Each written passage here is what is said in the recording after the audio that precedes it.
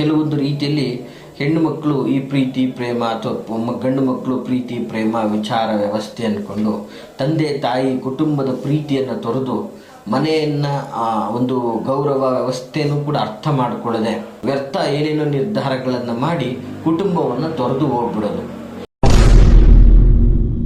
ಕೆಲವೊಂದು ಬಾರಿ ಗಂಡ ಹೆಂಡತಿಯರಲ್ಲೇ ಭಿನ್ನಾಭಿಪ್ರಾಯ ಮನಸ್ತಾಪಗಳು ಉಂಟಾಗಿ ಹೆಂಡತಿಗೆ ಹೇಳದೆ ಗಂಡನೇ ಸಂಸಾರ ಬಿಟ್ಟು ತೊರೆದು ಒಂದು ರೀತಿಯಲ್ಲಿ ಬೇರೆ ಕಡೆ ಹೊರಟೋಗ್ಬಿಡ್ತಾನೆ. ಕೆಲವೊಂದು ಬಾರಿ ಗಂಡ ಮಕ್ಕಳನ್ನ ಬಿಟ್ಟು ಹೆಂಡತಿನೇ ಮನೆ ಬಿಟ್ಟು ಹೋಗ್ಬಿಡ್ತಾರೆ, ಯಾವನ ಜೊತೆನೂ ಹೊರಟೋಗ್ಬಿಡ್ತಾರೆ. ಬಾಲ್ಯದಲ್ಲೇ ಮಕ್ಕಳನ್ನು ಕಳ್ಕೊಂಡಿರ್ತಕ್ಕಂಥವ್ರು ಎಷ್ಟೋ ಜನ ಇದ್ದಾರೆ. ಸೊ ಮಕ್ಕಳು ಕೋಪಗೊಂಡು ಏನೋ ತಂದೆ ಹೊಡಿತಾನೆ ತಾಯಿ ಹೊಡಿತಾನೆ ಅನ್ನುವಂತಹ ಒಂದು ವ್ಯವಸ್ಥೆಯಲ್ಲಿ ಏನೋ ಗಾಬರಿಯಿಂದ ಹೊರಟೋಗ್ಬಿಡ್ತಾರೆ. ಕೆಲವೊಂದು ಬಾರಿ ಕೆಲವು ತಪ್ಪು ನಿರ್ಧಾರಗಳನ್ನು ತೆಗೆದುಕೊಂಡು ಹೋಗುವಂಥದ್ದು ಸಮಾಜದಲ್ಲಿ ಸಹಜವಾಗಿ ನೋಡ್ತಾ ಇರ್ತೀವಿ. ನಮಸ್ತೆ ವೀಕ್ಷಕರೇ, ನಾನು ನಿಮ್ಮ ಮೈಸೂರಿನ ಶ್ರೀನಿವಾಸನ್. ವೀಕ್ಷಕರೇ, ಇವತ್ತಿನ ದಿನ ಸಾಮಾನ್ಯವಾಗಿ ನೋಡಿ, ಎಷ್ಟೋ ಹಿರಿಯರು ನಮಗೆ ಕರೆ ಮಾಡಿ ಪ್ರಶ್ನೆಗಳನ್ನು ಕೇಳ್ತಾರೆ. ಇವತ್ತು ಅದಕ್ಕೆ ಸಂಬಂಧಪಟ್ಟ ಹಾಗೆ ಆ ಒಂದು ರಿಲೇಟೆಡ್ಗೆ ಸಂಬಂಧಪಟ್ಟ ಹಾಗೆ ನಾನು ಈ ಒಂದು ವಿಡಿಯೋವನ್ನು ಮಾಡಲಿಕ್ಕೆ ಇಷ್ಟಪಡ್ತಾ ಇದ್ದೀನಿ. ದಯವಿಟ್ಟು ಬಹಳ ಅದ್ಭುತ ಮಾಹಿತಿಯಾಗಿರ್ತದೆ. ಇದು ಸ್ಕಿಪ್ ಮಾಡದೆ ಸಂಪೂರ್ಣವಾಗಿ ನೋಡಿ ಅಂತ ನಾನು ನಿಮ್ಮಲ್ಲಿ ಕೇಳ್ಕೊಳ್ಳೋದು. ಏನಪ್ಪ ವಿಷಯ ಅಂತಂದರೆ, ಇವತ್ತು ಒಂದು ಕುಟುಂಬದಲ್ಲಿ ಸಾಮಾನ್ಯವಾಗಿ ಒಂದು ಜಗಳ ಜಂಜಾಟ ಮನಸ್ತಾಪ ಆಗುವುದು ಸಹಜ. ಇಂತಹ ಒಂದು ವ್ಯವಸ್ಥೆಯಲ್ಲಿ ಕೋಪಗೊಂಡು ಮನೆ ಬಿಟ್ಟು ಹೋಗುವಂತಹ ವ್ಯಕ್ತಿತ್ವಗಳು ಇರ್ತದೆ. ಯಾಕೆಂದರೆ ಒಂದು ಮನೆಯಲ್ಲಿ ಎಲ್ಲರ ಮನಸ್ಥಿತಿನೂ ಒಂದೇ ಥರ ಇರಬೇಕು ಅಂತ ಏನಿಲ್ಲ. ಸೊ ಹೀಗಾಗಿ ಏನಾಗುತ್ತೆ, ಯಾವುದೋ ಕಾರಣಗಳಿಂದ ಮನೆ ಬಿಟ್ಟು ಹೋಗ್ಬಿಡ್ತಾರೆ. ಸೊ ಹೀಗಾಗಿ ಏನಾಗ್ತದೆ, ಅವರು ಎಲ್ಲಿದ್ದಾರೆ ಏನು ಎಂತೂ ಗೊತ್ತಾಗಲ್ಲ. ಇಡೀ ಕುಟುಂಬ ಗಾಬರಿ ಆಗ್ತಾ ಇರ್ತದೆ. ಸೊ ಠಾಣೆ ಮೆಟ್ಲು ಹೇಳ್ತಾರೆ, ಎಲ್ಲ ಹೇಳ್ತಾರೆ, ಬರ್ತಾರೋಗಿ ಅನ್ನುವಂತಹ ಒಂದು ಉತ್ತರನೇ ಸಿಗ್ತದೆ ಹೊರತು ಎಲ್ಲಿರ್ತಾರೆ ಅನ್ನೋದು ಗೊತ್ತಾಗಲ್ಲ.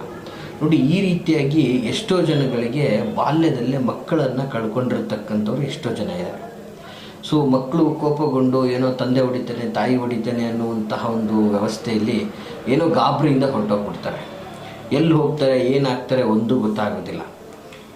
ಹೀಗೆ ಯಾವತ್ತೂ ಒಂದು ದಿನ ಮತ್ತೆ ಮರಳಿ ಬರೋಷ್ಟರಲ್ಲಿ ಅವನ ದಿನಮಾನಗಳೇ ಕಳೆದೋಗಿರುತ್ತೆ, ಪೋಲಿ ಬಿದ್ದು ಹಾಳಾಗಿ ಹೋಗ್ತಾರೆ. ಸೊ ಇನ್ನು ಎರಡನೇದಾಗಿ ಏನು ಹೇಳೋಕ್ಕೆ ಇಷ್ಟಪಡ್ತೀನಿ, ಕುಟುಂಬದ ವ್ಯವಸ್ಥೆಯಲ್ಲಿ ಕೆಲವೊಂದು ಬಾರಿ ಗಂಡ ಹೆಂಡತಿಯರಲ್ಲೇ ಭಿನ್ನಾಭಿಪ್ರಾಯ ಮನಸ್ತಾಪಗಳು ಉಂಟಾಗಿ ಹೆಂಡತಿಗೆ ಹೇಳದೆ ಗಂಡನೇ ಸಂಸಾರ ಬಿಟ್ಟು ತೊರೆದು ಒಂದು ರೀತಿಯಲ್ಲಿ ಬೇರೆ ಕಡೆ ಹೊರಟೋಗ್ಬಿಡ್ತಾನೆ. ಕೆಲವೊಂದು ಬಾರಿ ಗಂಡ ಮಕ್ಕಳನ್ನ ಬಿಟ್ಟು ಹೆಂಡತಿನೇ ಮನೆ ಬಿಟ್ಟು ಹೋಗ್ಬಿಡ್ತಾರೆ, ಯಾವನ ಜೊತೆನೂ ಹೊರಟೋಗ್ಬಿಡ್ತಾರೆ, ಅವ್ರ ಜೊತೆನೂ ಹೋಗ್ಬಿಡ್ತಾರೆ. ಈ ರೀತಿ ಯಾಕಂದರೆ ಕಷ್ಟ ಜೀವನದ ವ್ಯವಸ್ಥೆ ವಿಚಾರಗಳಿಗೆ ಮನನೊಂದು ವ್ಯವಸ್ಥಿತವಾಗಿ ಏನೋ ಮನಸ್ಸಿಗೆ ಜಿಜ್ಞಾಸೆಗಳಾಗಿ ಅವರು ಕೆಲವೊಂದು ಬಾರಿ ಕೆಲವು ತಪ್ಪು ನಿರ್ಧಾರಗಳನ್ನು ತೆಗೆದುಕೊಂಡು ಹೋಗುವಂಥದ್ದು ಸಮಾಜದಲ್ಲಿ ಸಹಜವಾಗಿ ನೋಡ್ತಾ ಇರ್ತೀವಿ. ಇತ್ತೀಚೆಗೆ ತಾನೇ ಯಾವುದು ಮಾಧ್ಯಮಗಳಲ್ಲೆಲ್ಲ ನಾವು ನೋಡ್ತಾ ಇದ್ವಿ ಕೆಲವೊಂದು ಜನಗಳ ಸಂಸಾರದ ವ್ಯವಸ್ಥೆ. ಪಾಪ ಮಕ್ಕಳು ಕಣ್ಣೀರಿಟ್ಟು ಬಾ ತಾಯಿ ಅಂತ ಕರೆಯುವಂಥ ವ್ಯವಸ್ಥೆ. ಇದೆಲ್ಲ ನೋಡಿದಾಗ ಬಹಳ ಬೇಜಾರಾಗ್ತದೆ ವೀಕ್ಷಕರೇ.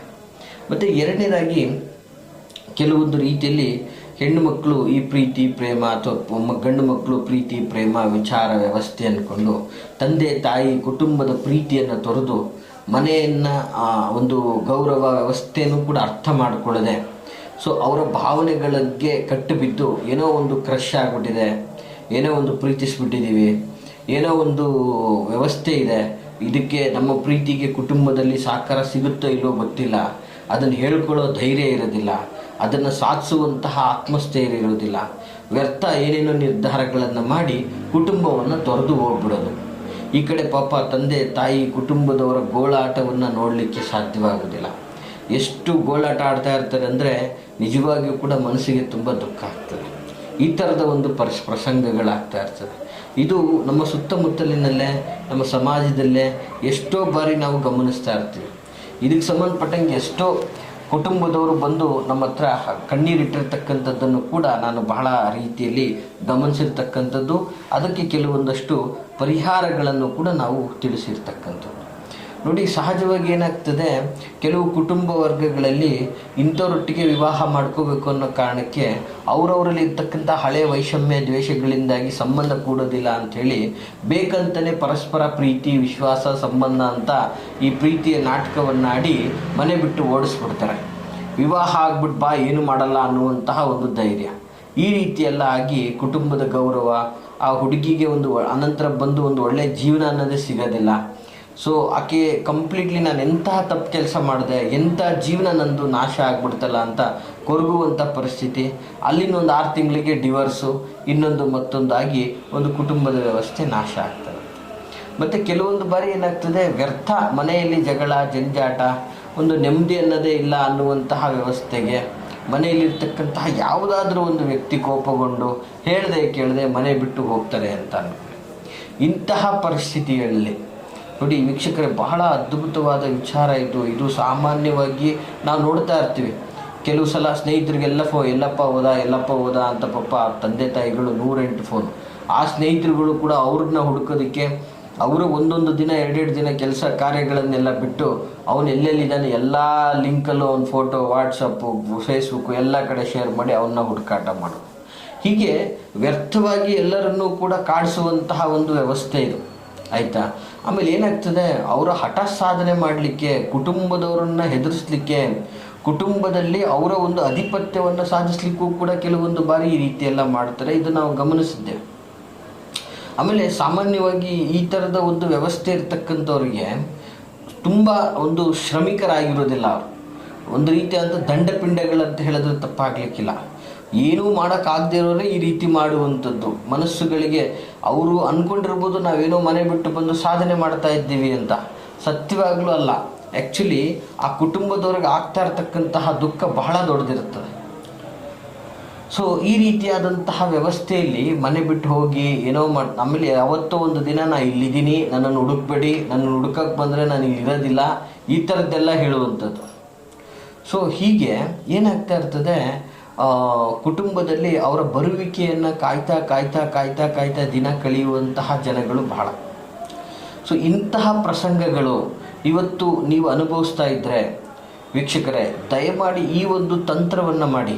ಈ ತಂತ್ರದಿಂದ ಖಂಡಿತವಾಗಿಯೂ ಅವರು ಎಲ್ಲೇ ಇದ್ದರೂ ವಾಪಸ್ ಬರಬೇಕು, ಅವರು ಎಡೆಮುರಿ ಕಟ್ಕೊಂಡು ವಾಪಸ್ ಬರಬೇಕು, ಅಥವಾ ಅವರು ಎಲ್ಲಿ ಇದ್ದಾರೆ ಅನ್ನುವಂಥ ಸ್ಪಷ್ಟ ಮಾಹಿತಿ ಕೂಡ ಸ್ವತಃ ನಿಮಗೆ ಗೊತ್ತಾಗುವಂತಹ ಒಂದು ವಿಭಿನ್ನವಾದ ತಂತ್ರ. ಏನಪ್ಪ ಇದು ಗುರುಗಳ ಈ ರೀತಿ ಹೇಳ್ತಾ ಇದ್ದೀರಾ, ಅದ್ಭುತವಾಗಿದೆ ವಿಷಯ, ಏನು ಈ ತಂತ್ರ ಹೇಗೆ ಅಂತಕ್ಕಂಥದ್ದು. ಬಹಳ ಸುಲಭವಾದಂತಹ ತಂತ್ರ ವೀಕ್ಷಕರೇ. ಸಾಮಾನ್ಯವಾಗಿ ಇದನ್ನು ನೀವೇ ಶ್ರದ್ಧಾ ಭಕ್ತಿಯಿಂದ ಮಾಡ್ಬೋದಾಗಿರ್ತಕ್ಕಂತಹ ಒಂದು ವಿಭಿನ್ನವಾದ ತಂತ್ರ ಆಗಿರ್ತದೆ. ನೋಡಿ, ಈ ತಂತ್ರವನ್ನು ನೀವು ಮಾಡಬೇಕಾದ್ರೆ ಫಸ್ಟು ಪ್ರಾಥಮಿಕವಾಗಿ ನಿಮ್ಮ ಮನಸ್ಸು ಶುದ್ಧಿಯನ್ನು ಇಟ್ಕೊಂಡು ನಿಮ್ಮ ನಿತ್ಯ ಕರ್ಮಗಳನ್ನೆಲ್ಲ ಮುಗಿಸ್ಕೊಂಡು ವೀಕ್ಷಕರೇ ಶುದ್ಧರಾಗಿ ಏಕಭಾವದಿಂದ ಯಾರು ನಿಮ್ಮನ್ನು ತೊರೆದು ಹೋಗಿದ್ದಾರೆ ಅಥವಾ ನಿಮ್ಮ ಮನೆ ಬಿಟ್ಟು ಹೋಗಿದ್ದಾರೆ, ಈ ವ್ಯಕ್ತಿಯನ್ನು ಸಂಪೂರ್ಣವಾಗಿ ಮನದಲ್ಲಿ ನೆನೆಸ್ಕೊಂಡು ಆ ವ್ಯಕ್ತಿಯ ಹೆಸರನ್ನು ಒಂದು ಬಿಳಿ ಕಾಗದದ ಮೇಲೆ ಬರೆಯಬೇಕು ವೀಕ್ಷಕರೇ. ಒಂದು ಚೌಕಾಕಾರದಲ್ಲಿ ಒಂದು ಬಿಳಿ ಕಾಗದದ ಮೇಲೆ ಆ ಒಂದು ವ್ಯಕ್ತಿಯ ಹೆಸರನ್ನು ಬರೀಬೇಕು. ನಂತರ ಒಂದು ಯಾವುದಾದ್ರೂ ಹಿಟ್ಟು, ನಿಮ್ಮ ಮನೆಯಲ್ಲಿರುವಂಥ ಯಾವುದಾದ್ರೂ ಒಂದು ಹಿಟ್ಟಲ್ಲಿ ಒಂದು ದೀಪವನ್ನು ಮಾಡಬೇಕು ವೀಕ್ಷಕರೇ. ದೀಪವನ್ನು ಮಾಡಬೇಕು. ದೀಪವನ್ನು ಮಾಡಿ ಅದರಲ್ಲಿ ಸಾಸಿವೆ ಎಣ್ಣೆ ಅಂತ ಸಿಗ್ತದೆ. ಸಾಮಾನ್ಯವಾಗಿ ಎಲ್ಲ ಒಂದು ದಿನಸಿ ಅಂಗಡಿಗಳಲ್ಲೂ ಸಹ ಸಿಗ್ತದೆ. ದಿನಸಿ ಅಂಗಡಿಯಲ್ಲಿ ಸಿಗಲಿ ಅಂದರೆ ಗ್ರಂಥಿಗೆ ಅಂಗಡಿಗಳಲ್ಲಂತೂ ಖಂಡಿತವಾಗಿ ಸಿಗ್ತದೆ. ಒಂದು ಸಾಸಿವೆ ಎಣ್ಣೆಯನ್ನು ಆ ಒಂದು ಹಿಟ್ಟಿನ ದೀಪದಲ್ಲಿ ಹಾಕಿ, ಜೊತೆಗೆ ಅದಕ್ಕೆ ಸ್ವಲ್ಪ ಉಪ್ಪು ಅಂದ ತಕ್ಷಣ ವೀಕ್ಷಕರೇ ಕಲ್ಲುಪ್ಪನ್ನೇ ಉಪಯೋಗಿಸ್ಬೇಕು. ಜೊತೆಗೆ ಇದು ನಿಮ್ಮ ಮನೆಯಲ್ಲಿ ಇರುವಂತಹ ಅಡಿಗೆಗೆ ಬಳಸುವಂತಹ ಉಪ್ಪನ್ನು ಉಪಯೋಗಿಸಬಾರ್ದು. ಇದಕ್ಕೆ ಅಂತ ಪ್ರತ್ಯೇಕವಾಗಿ ತೆಗೆದುಕೊಂಡು ಬರಬೇಕು ವೀಕ್ಷಕರೇ. ಇದಕ್ಕೆ ಅಂತಲೇ ಪ್ರತ್ಯೇಕವಾಗಿ ತೆಗೆದುಕೊಂಡು ಬಂದಂಥ ಸ್ವಲ್ಪ ಉಪ್ಪನ್ನು ಸಹ ಹಾಕಿ ಬೆಳಗಿಸ್ಬೇಕು. ಎಲ್ಲಿ ಬೆಳಗಿಸ್ಬೇಕು, ಏನು ಬೆಳಗಿಸ್ಬೇಕು? ಪ್ರಥಮವಾಗಿ ಆ ವ್ಯಕ್ತಿಯ ಆ ಒಂದು ಹೆಸರನ್ನು ಬರೆದಿರ್ತಕ್ಕಂತಹ ಬಿಳಿ ಕಾಗದಕ್ಕೆ ಬೆಳಗಿ, ನಂತರ ಆ ಕಾಗದದ ಮೇಲೇ ಈ ದೀಪವನ್ನು ಇರಿಸಬೇಕು ವೀಕ್ಷಕರೇ. ಆ ಕಾಗದದ ಮೇಲೇ ಈ ದೀಪವನ್ನು ಇರಿಸ್ಬಿಟ್ಟು ಏನು ಮಾಡಬೇಕು ಅಂತಂದರೆ 11 ಬಾರಿ ವಿಶೇಷವಾಗಿ ಆ ವ್ಯಕ್ತಿಯನ್ನು ಮನಸ್ಸಲ್ಲಿ ಸ್ಮರಣೆ ಮಾಡ್ತಾ, ಆ ವ್ಯಕ್ತಿಯ ರೂಪ ಲಾವಣ್ಯ ವ್ಯವಸ್ಥೆಯನ್ನು ಮನಸ್ಸಲ್ಲಿ, ಆ ವ್ಯಕ್ತಿ ಶೀಘ್ರವಾಗಿ ಬರಬೇಕು, ಎಲ್ಲೇ ಇದ್ದರೂ ಅವನು ಕಂಪ್ಲೀಟ್ಲಿ ನಮ್ಮ ಭಾವನೆಗಳನ್ನು ಅರ್ಥ ಮಾಡಿಕೊಂಡು ನಮಗೆ ಅವನು ಒಂದು ರೀತಿಯಲ್ಲಿ ವಶನೇ ಆಗಬೇಕು ಅನ್ನೋ ಲೆಕ್ಕಾಚಾರದಲ್ಲಿ ಮನದಲ್ಲಿ ನೆನೆಸ್ಕೊಂಡು ಏಕಭಾವ ಚಿತ್ತರಾಗಿ ಸ್ಮರಣೆ ಮಾಡ್ತಾ 11 ಬಾರಿ ಹನುಮಾನ್ ಚಾಲೀಸ್. ಸಾಮಾನ್ಯವಾಗಿ ನಿಮಗೆ ಗೊತ್ತಿರ್ತದೆ, ಜೈ ಹನುಮಾನ್ ಜ್ಞಾನ ಗುಣಸಾಗರ್ ಅಂಥೇಳಿ ಹನುಮಾನ್ ಚಾಲೀಸ್ ಬರ್ತಕ್ಕಂಥದ್ದು. ಸೊ ಇದು ಸಾಮಾನ್ಯವಾಗಿ ನಿಮಗೆ ಗೊತ್ತಿಲ್ಲ ಅಂದರೆ ಒಂದು ಬುಕ್ ಸ್ಟೋರ್ಗಳಲ್ಲಿ ಅದು ಪುಸ್ತಕನೂ ಸಹ ಸಿಗ್ತದೆ. ಇಲ್ಲ ಅಂದರೆ ನಿಮ್ಮ ಫೋನ್ಗಳಲ್ಲೇ ಹನುಮಾನ್ ಚಾಲೀಸ್ ಅಂತ ಟೈಪ್ ಮಾಡಿದ್ರೆ ಬರ್ತದೆ. ಸೊ ಈ ಹನುಮಾನ್ ಚಾಲೀಸನ್ನು 11 ಬಾರಿ ಪಠನೆಯನ್ನು ಮಾಡಿ ಭಕ್ತಿಯಿಂದ ನೀವು ಈ ಒಂದು ಉಪಾಯವನ್ನು ಮಾಡಿದ್ದೇ ಆದರೆ ಖಂಡಿತವಾಗಿ ಅದ್ಭುತ ಫಲವನ್ನು ನೀವು ನೋಡ್ತೀರಾ. ಮತ್ತು ಆ ವ್ಯಕ್ತಿ ಎಲ್ಲೇ ಇದ್ರೂ ನಿಮ್ಮ ಭಾವನೆಗೆ ಕಟ್ಟಿಬಿದ್ದು, ನಿಮ್ಮಲ್ಲಿರ್ತಕ್ಕಂತಹ ಒಂದು ಮಾಡ್ತಾ ಇರ್ತಕ್ಕ ಅನುಷ್ಠಾನದ ಎನರ್ಜಿಗೆ ಕಟ್ಟಿಬಿದ್ದು ತನ್ನಿಚ್ಛೆಗೆ ತಾನೇ ಓಡಿ ಬರ್ತಾನೆ ಮನೆಗೆ. ಎರಡನೇದಾಗಿ, ಅಥವಾ ಅವನು ಎಲ್ಲಿ ಇದ್ದಾನೆ ಅನ್ನುವಂತಹ ಒಂದು ಇರುವಿಕೆಯ ಒಂದು ಸೂಚನೆ, ಎಲ್ಲಿ ಇದ್ದಾನೆ ಅನ್ನುವಂತಹ ಮಾಹಿತಿನಾದರೂ ನಿಮಗೆ ನಾನಾ ಮೂಲಗಳಿಂದ ಸಿಗುವಂತಹ ವ್ಯವಸ್ಥೆ ಆಗುತ್ತೆ. ಸೊ ಇದು ಅದ್ಭುತವಾದಂತಹ ಮಾಹಿತಿಯಾಗಿರ್ತದೆ ವೀಕ್ಷಕರೇ. ಹೀಗೆ ಮಾಡೋದ್ರಿಂದ ಖಂಡಿತವಾಗಿಯೂ ನೀವು ಇಷ್ಟಪಟ್ಟಂಥ ವ್ಯಕ್ತಿಗಳು ಅಥವಾ ಪ್ರೀತಿ ಪಾತ್ರರು, ಮಗಳು, ಮಗ, ಅಣ್ಣ, ತಮ್ಮ ಯಾರೇ ನಿಮ್ಮಿಂದ ದೂರ ಆಗಿದ್ದರೂ ಕೂಡ ಅವರನ್ನು ಏಕಾಏಕಿಯಾಗಿ ಓಲೈಸಿಕೊಳ್ಳುವಂತಹ ಅಥವಾ ಮನೆಗೆ ಬರುವಿಕೆ ಮಾಡುವಂತಹ ಅಥವಾ ನಿಮ್ಮ ಒಂದು ವಶದಲ್ಲಿ ಇಟ್ಕೊಳ್ಳುವಂತಹ ಒಂದು ವಿಭಿನ್ನವಾದಂತಹ ಒಂದು ದೈವಿಕ ತಂತ್ರ ಆಗಿರ್ತದೆ. ಸತ್ಯವಾಗಲೂ ಈ ಒಂದು ತಂತ್ರವನ್ನು ಮಾಡಿ ನೀವು ಅದ್ಭುತವಾದ ಫಲವನ್ನು ಪಡ್ಕೊಳ್ತೀರಾ ಅಂತ ಹೇಳಕ್ಕೆ ಇಷ್ಟಪಡ್ತೀನಿ. ಸೊ ಈ ಮಾಹಿತಿ ಇಷ್ಟವಾಗಿದ್ದಲ್ಲಿ ಲೈಕ್ ಮಾಡಿ. ಹಾಗೆ ಯಾರೆಲ್ಲ ಈ ರೀತಿಯಾಗಿ ಸಂಕಷ್ಟ ಪಡ್ತಾ ಇದ್ದಾರೆ ಅವ್ರಿಗೆ ಈ ಮಾಹಿತಿಗಳನ್ನು ತಪ್ಪದೇ ಶೇರ್ ಮಾಡಿ. ಸುಮಾರು ಒಂದು 16 ಜನಕ್ಕಾದರೂ ಶೇರ್ ಮಾಡಿ. ಭಗವಂತ ನಿಮಗೊಂದು ಒಳ್ಳೆ ಫಲವನ್ನು ಕೊಡ್ತಾನೆ ಅಂತ ನಾನು ಈ ಮೂಲಕ ಆಶಿಸಲಿಕ್ಕೆ ಇಷ್ಟಪಡ್ತೀನಿ. ಹಾಗೆ ನಿಮಗೆ ಯಾವುದೇ ಥರದ ವೈಯಕ್ತಿಕ ವಿಚಾರಗಳನ್ನು ನನ್ನೊಟ್ಟಿಗೆ ಸಮಾಲೋಚನೆ ಮಾಡ್ಕೋಬೇಕು ಅನ್ನೋದಾದರೆ ವಿಡಿಯೋದಲ್ಲಿ ಕಾಣ್ತಾ ಇರ್ತಕ್ಕಂತಹ ಸಂಖ್ಯೆಗೆ ಕರೆ ಮಾಡಿ ಅಂತ ಹೇಳ್ತಾ ಎಲ್ರಿಗೂ ಶುಭವಾಗಲಿ. ನಮಸ್ಕಾರ.